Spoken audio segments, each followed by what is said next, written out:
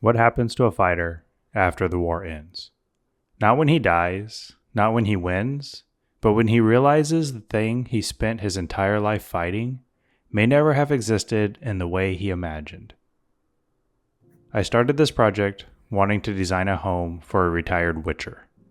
A quiet place at the edge of the world where a monster hunter could finally rest after decades of violence, wandering, and survival. Somewhere removed from the chaos, somewhere still. But the longer I sat with the project, the more the idea slowly shifted beneath the surface. Because after a while, the project stopped feeling like fantasy architecture, and it started feeling much more human after that. So my first instinct was to hide the house from the world, deep in the woods with long approach roads, heavy walls, narrow openings, and protected sightlines. The kind of place built by someone who never fully stops scanning the horizon for danger, even when the danger may already be gone. And for a character like this, that kind of architecture makes perfect sense. If someone spent decades fighting monsters, betrayal, violence, and loss, why wouldn't they build a fortress? So that's where I started. Thick exterior walls, compressed, safe, secure circulation, small protected rooms, and clear visibility to the surrounding landscape. Even while sketching these early concepts, I noticed that almost every instinct I had leaned towards defense. Not openness, not connection, but protection. And the uncomfortable part was realizing how familiar that felt to me. At some point, I stopped feeling like I was designing a fictional character's house and started noticing how many of these instincts exist in my own life too. The architecture was being shaped almost entirely by fear and survival. And the strange part was the house actually worked. Functionally it could make sense. But emotionally, it felt heavy, like a life frozen in place.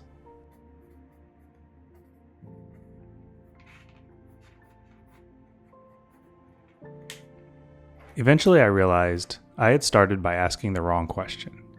At first I was designing for survival, but then I started wondering, what if the Witcher was tired of surviving? Not physically, but emotionally. What if isolation had stopped feeling peaceful and started feeling lonely?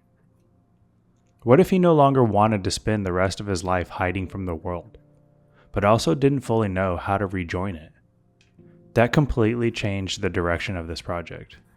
Because suddenly the goal was no longer, how do I keep this danger out? It became, how do I let people in without feeling unsafe? That's a completely different kind of architecture. One rooted less in defense and more in cautious trust. I think a lot of people become so used to surviving that they don't realize how much of their life has slowly become organized around fear. You build routines around it, physical walls around it, and honestly, you also build your identity around it. The house, it slowly stopped becoming a bunker and started becoming a bridge.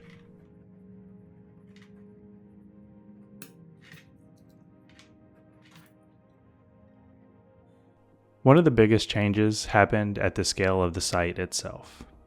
Instead of placing the home deep within an isolated forest, I moved it out towards open land at the edge of a small village. Still quiet and still protected, but no longer hidden.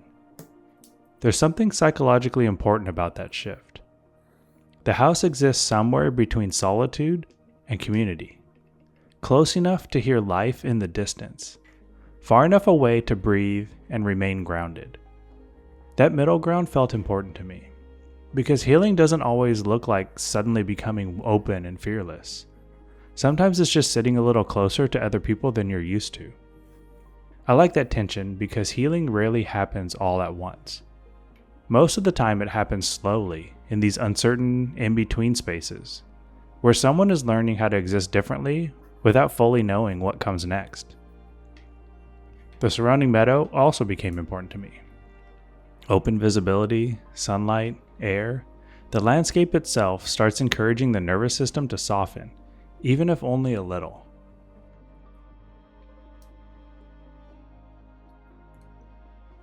So on the design, the courtyard became the emotional center of the entire project. In the early concepts, the center of the house was protected interior space surrounded by layers of defense and enclosure. But over time, the heart of the project became open sky. A garden, light, rain, air moving through the home, not exposed to the world, but no longer sealed away from it either. I wanted the architecture to feel layered instead of defensive, protected without becoming paranoid, safe without becoming isolated.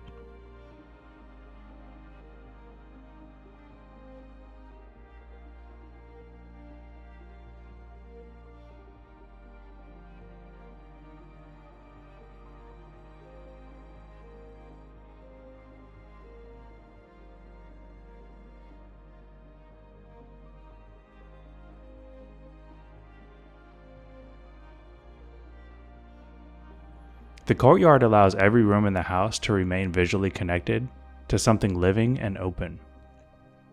Even the circulation changes because of it.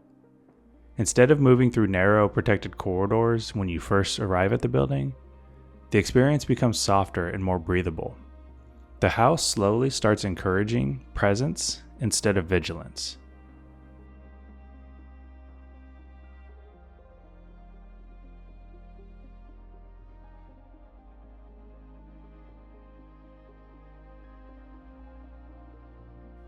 The great room became the emotional core of the house. And somewhere during this stage of the project, I realized the center of the home was no longer defense, but companionship. I have a fireplace and a big communal table, and with openness to the terrace out back and the courtyard out front. This is not a room designed around survival instincts. It's designed around presence, having shared meals and quiet conversations, and silence with other people nearby.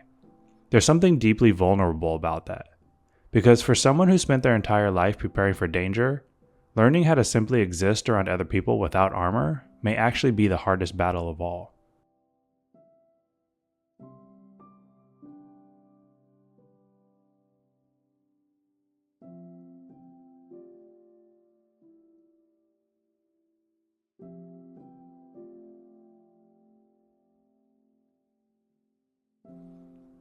I think there are a lot of people who quietly carry tension for so long that they stop knowing how to fully relax around other people.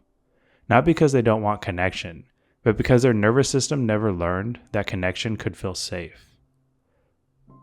I also intentionally made the room larger and more open than necessary, because it leaves space for life to happen. Space for guests, space for noise and unpredictability. The architecture begins preparing for connection long before the person living there fully trusts it.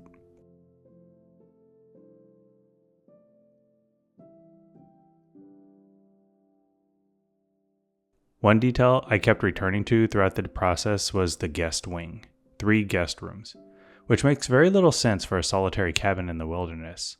And that's exactly why I think it still mattered. The person preparing for isolation builds only for themselves. The person trying to heal leaves room for others, even if they're not fully ready for that future yet. Even if part of them still expects to be alone, the guest rooms became symbolic of possibility. Not certainty, just possibility. The possibility that life may eventually contain companionship again, that the story may continue beyond survival.